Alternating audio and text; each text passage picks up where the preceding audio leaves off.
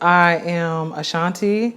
In the Mixer is what I'm known by, and that's pretty much it. I'm Ashanti in the Mixer Troutman. That's my formal name. That's what my card says. So, well, my parents were in the Navy. They worked a lot. So they worked 9 to 5, and well, not 9 to 5. Sometimes crazy shift work. My dad was deployed a few times. My mother was deployed a few times.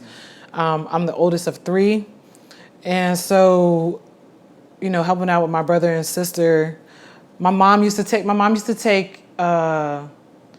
she used to take meat out the freezer because we used to have like this big deep freezer, and we still do. But like you always had a deep freezer, and we always like stocked up on meat, got it from the butcher and stuff like that. And like every day, my mom would, take stuff out the freezer, and then when I got home, she'd call the house and be like, "I need you to season this for me." And I'd be like, "Season it? What?" And she'd just be like, "Just put this, this, this, and this, and this." And then my dad actually cooks a lot more than my mom. Don't tell her I told you, but he does.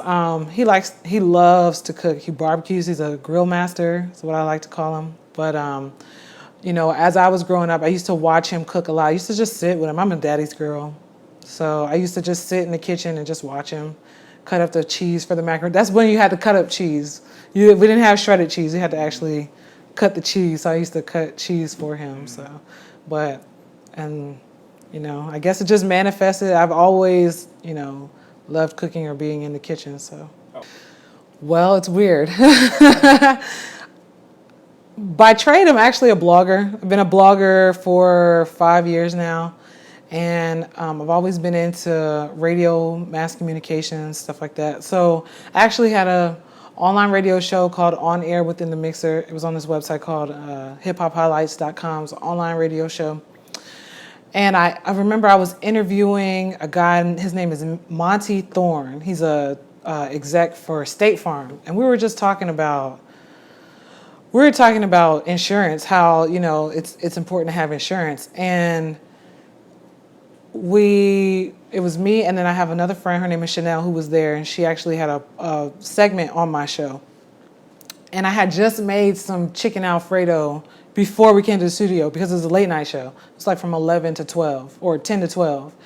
And they were like, you should open up a restaurant. You should open up a restaurant. And I'm like, I really don't want the hassle of opening up a restaurant. It's day in, day out, same thing over and over again. People get tired of it. I've seen people like lose their love for cooking because they have to cook. And I never wanted to fall into that category. And Monty was like, I have a girl that comes and she just cooks for me. She just comes, she cooks, and, she makes me like 2-3 meals a week, but like it lasts me to Sunday. And she cleans up too, but I mean, I'm sure she just, cooks whatever. But he was like, but there are people who pay people just to cook because people are busy. And I was like, So the next day, I posted onto my Twitter. It was August 29th, 2014. I know that date because I screenshot it. And I said, after a lot of deliberation, I've decided that I will cook. I make myself available 2 times a week, Tuesdays and Thursdays, and I'll make like up to 2 meals. And then after that, like it kind of took off. I was cooking every single night using social media. Social media was so important for me at that time because I was just posting stuff all the time, all kind of food. And actually, I started my business in August. I had one client in November who paid me to do a listening party. And then I didn't get another paying client until the end of January in 2015. And then after that, for some reason, it just started taking off. It was crazy. For clients, if I had to choose, it's a cross between crab cakes and French toast. Most of the time, like my hot ticket item this past summer, a lot of people do day drinking this summer. So brunch was my biggest, that was my moneymaker this summer.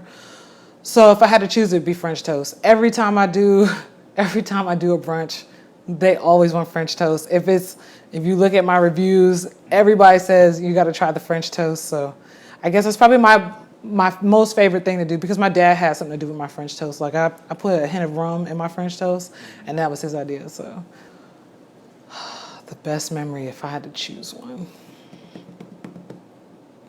The best memory I ever had was I did a party. It was my biggest event so far. It was for 80 people. I had a girl who just got her doctorate degree. She had a big party. The venue had no kitchen. So I had to do everything beforehand. I had to make all the food before we even got to the venue and then put them on burners. And it was actually cocktail style. So everything was plated before it went out. It wasn't buffet style. So my parents let me use their kitchen. My parents have a big gourmet kitchen, and they let me use it to, prepare all the food. And I was partnering with a good friend of mine, Chef Anthony. And then I have an assistant, Trisha, who came with me. And then also another intern, Taylor, who's 13, and she works really hard. So the four of us, we made all the food before we got there. Then we went to the venue. We were in this small room, probably maybe from the end of the counter to behind me is how big this room was. It's probably that long from that end to that end. And it was like a well-oiled machine. By the end of the night, we fed 80 people flawlessly. There were 8 different dishes. They were all plated, and then we ran them out as the night went on or whatever, and they loved it. I made chicken and waffles. I made these seasoned fries. Anthony made chicken cheese steaks on brioche, and we made salads and shrimp and grits. That's another thing that I'm pretty known for is my shrimp and grits. But just pulling that off, that kind of event, I was like, because I never wanted to do anything that big. I just wanted to do something small. So that's probably the most memorable moment I have right now. My key to success would be my faith in God. I'm taught that, the Bible says, the just shall live by faith. The just shall live by his faith, and just believing. When I found, this is what I found out. I found out that God doesn't just, you don't make your own dreams up. A lot of us think that we make up our own dreams. But God puts stuff in our hearts and we discover our dreams. And so there are things that we've always loved to do, and we can't figure out why we can't stop doing it, or we love it so much, or how we're going to do it. I thought I was supposed to be a makeup artist at one point. I did. I thought I was supposed to be a makeup artist and a blogger and a radio personality. And I still love all those things, but when you discover what it is your purpose is and how everything just, when you believe it, when you figure it out and you really, really, really believe it, and you just put your faith in what, God has said and really believe it with all your heart, it's so crazy how stuff has just been orchestrated for me. I haven't had to really fight for anything. I haven't had to undercut anybody for money, for gigs. I've been able to, pretty much do what I want, free range of when it comes to menus. People come to me with ideas, I don't have to bust down doors, or I could even go a few weeks without posting food on my page and I'll still get hired for stuff. But it's that's not just by me or whatever, but it's by my faith. So I feel like faith is probably the most important thing, the most important key to success for me, is just believing what God said and just remembering that it's a bigger picture, I don't focus on the hard times or the setbacks, or because there are setbacks, but sometimes the setbacks don't even outweigh the stuff that, I can't even really describe how cool it feels, really. So one of the biggest things is being priced fairly for the quality of work that I do, but also not cutting myself short in that same process. Because a lot of times we're I'm just starting out, I don't want to beat anybody over the head because I still want business.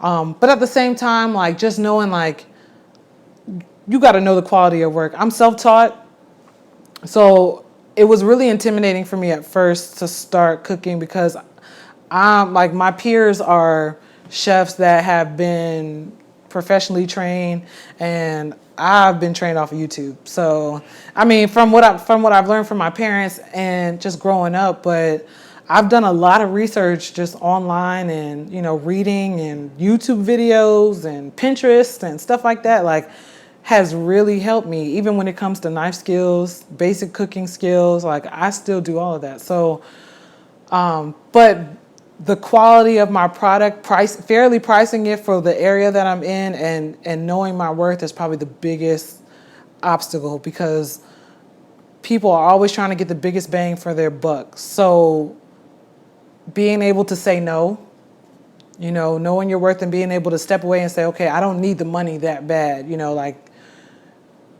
and just trusting like, something better will come, but not being so pressed about, having to, I don't want to have to take this even though I know I should have been paid more, so fairly pricing myself is probably the biggest thing. What I would do, the best business advice I could give somebody is to do your research. You want to be the best person at whatever it is you do. So you always want to do your research and don't be afraid to learn, to always keep learning. Always read something, always follow something. Like we have so many people that you can follow doing different things. Like you're not the only person doing whatever it is you're doing. You can always find somebody and get around that person that is doing something better than you and just not copy them, make it your own, but still learn and always be open to learning and criticism and get people around you that'll be honest with you. A lot of times, like when I cook, I get my family to taste stuff and they'll tell me the truth. So always keep people around you that's going to be honest with you and always learn, always continue to learn and grow in whatever it is you're doing. Never settle for where you're at. When my career is over, I want to be known for the memories. I want my legacy to be, remember that time we did this and Ashanti came and she did this for us and it was just a really good time. I want to be known for helping people create memories with their families, with their friends, because I feel like our generation and the generation after us, they're so focused on right now that they don't focus on memories. So what my legacy to be, I want it to be based on the memories that they have. I want people to have memories that they'll never forget. Epic moments, EPOCH moments, so ones that they know exactly where they were at, what they were doing when this happened. I want to impact them that way, so.